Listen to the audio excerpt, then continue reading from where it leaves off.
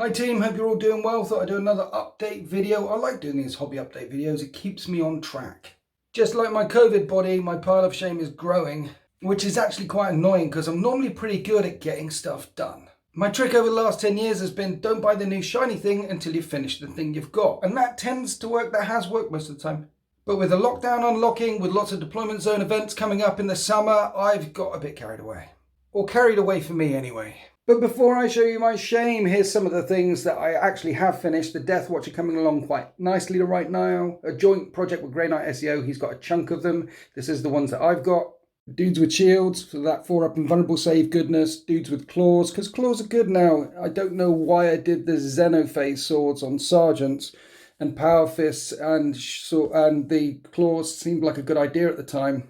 Heavy thunder hammers, frag cannons. It gives you an idea of the firstborn Death Watch list that I'm thinking of putting together. These are 3 of my characters right now. This is Clark Kent with his Teeth of Terror and Jump Pack.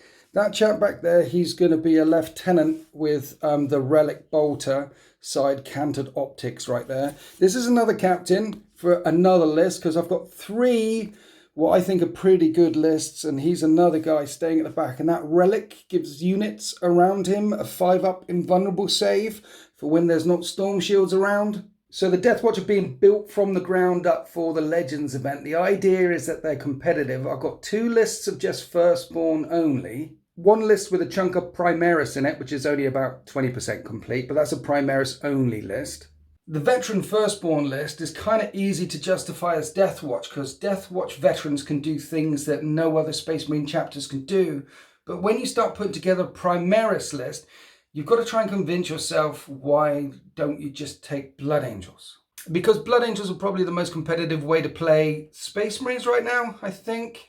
So I was having a long chat with Grey Knight SEO about how we can make a Primaris Space Marine Death Watch. Why would it be Death Watch if it's Primaris, not Blood Angels? And there's 2 things that jump out if you do Death Watch. One, you can deep strike 2 units. So you could deep strike Eradicators, you can deep strike Hellblasters. That's quite juicy. And the other thing that you can do with Death Watch, which Blood Angels can't, is you can bring 5 Outriders, and they count as troops. If you bring them in the squad of the other 5 with the Intercessors, you can combat squad. They can go off. Blood Angels can't do that. And your Outriders, you can give them a strat, which means they count as Blood Angels when they get in there. But honestly, I find the Primaris list less exciting because it's kind of taking all the best things from the new hotness and applying Death Watch rules to try and make them even better.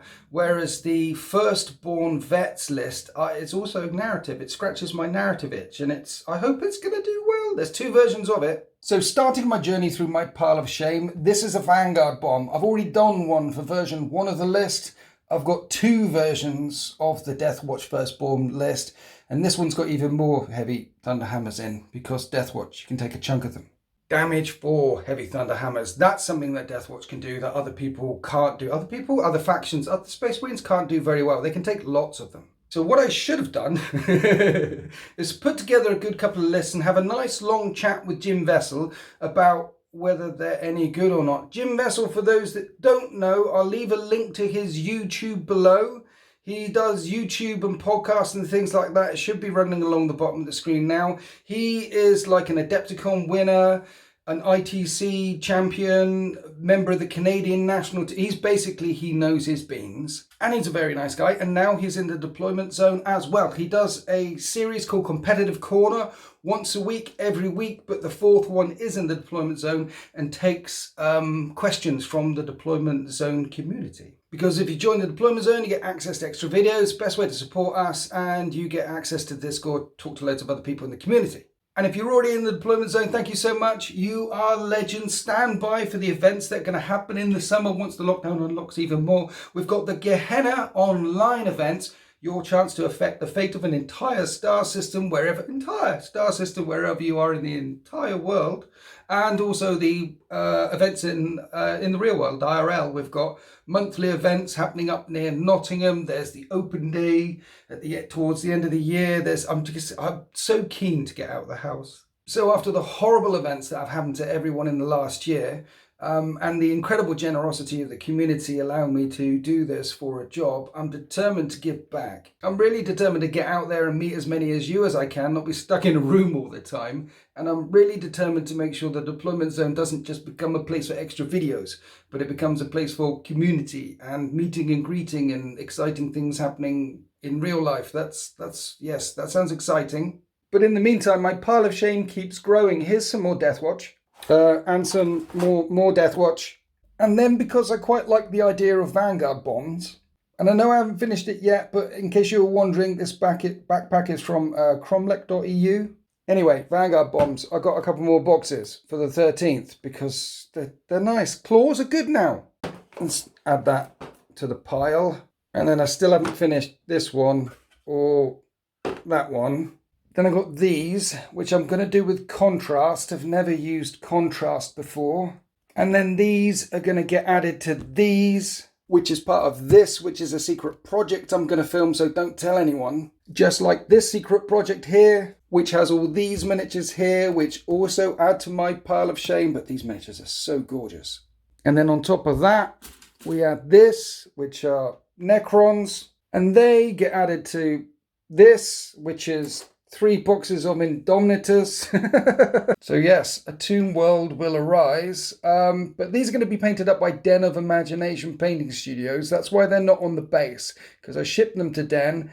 Den have their own bases. They can stick them on and then paint them all, and they come back. I should probably have the Necrons finished and all stuck together in 6 months. So we might see Necrons before the end of the year, a new army. That'd be fun, won't it? I mean, it should be quicker than 6 months, but the pile of shame keeps growing. And I want to get the Death Watch done first, and there's still quite a lot of Death Watch to go. Mind you, I want to get the secret project done first, because I really want to play these. Everyone tells me they're so much fun.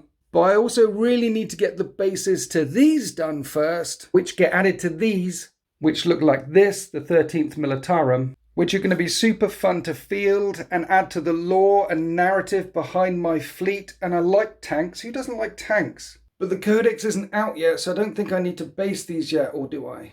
Oh, and these need basing, and those need basing. And I know that some of you out there will have piles, mounds of piles, much more piley than mine, but I don't normally have piles. It's not nice having piles.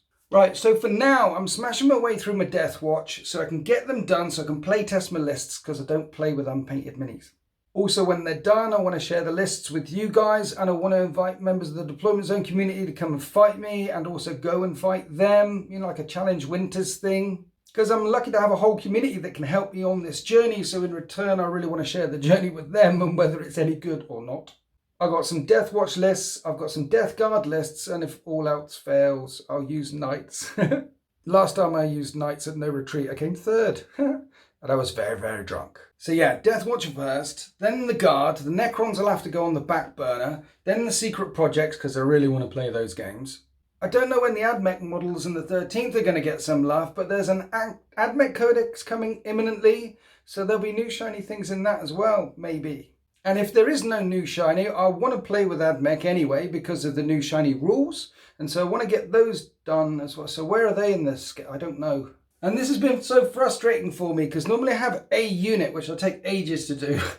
And don't do anything else until I get that unit done. And Den of Imagination help me out when it comes to whole armies. And I've got Deployment Zone people that help me out with the odd unit here or there. Because when you've got 9 armies, it's a lot to keep up with. And on top of that, I'm really slow at painting and half blind in one eye as well, so it's like painting drunk. But I love 40k and I love this hobby and I love this community and I especially love the Deployment Zone community that helps me do this full time. You are a legend again. So I'm going to keep doing this until I can't do it no more. I had a chat with my wife the other day. She said, would you still play 40k and film and da-da-da if you won $1 billion? I was like, yeah. If I had £1 billion, it'd be a massive Deployment Zone studio somewhere, like a bit like the mini wargaming bunker. We'd have, studio and game room and shop and stuff. And also I can help fund other projects from a lot of the regulars in the Deployment Zone, like give them a chunk of money and them a chunk of money and them a chunk of money, get them into this hobby too, because more community equals more Warhammer for everyone. So that's what I said to her and she went, what? She said, that's my money too. And I said, yeah, but you asked if I had won it, not if we had won it. So I assumed that you were dead. And for some reason she didn't talk to me after that. I don't know why. So now I've shown you my piles, please share your piles below. What are you working on? More importantly, why are you working on it? And are you looking forward to getting out of the house and actually seeing people? Or do you live in Middle Earth and you've been outside the house for the last year? What are you looking forward to most in the next year? And will Games Workshop ever re-release squats? I like doing these hobby things. I like hearing from you and what's going on out there. It's so lonely. So please bombard the comment section. If you're a Deployment Zone subscriber, thank you so much. You guys are legends. And if you're not, I can encourage you to join us in the Deployment Zone. More videos, more community and stuff and things. Happy wargaming.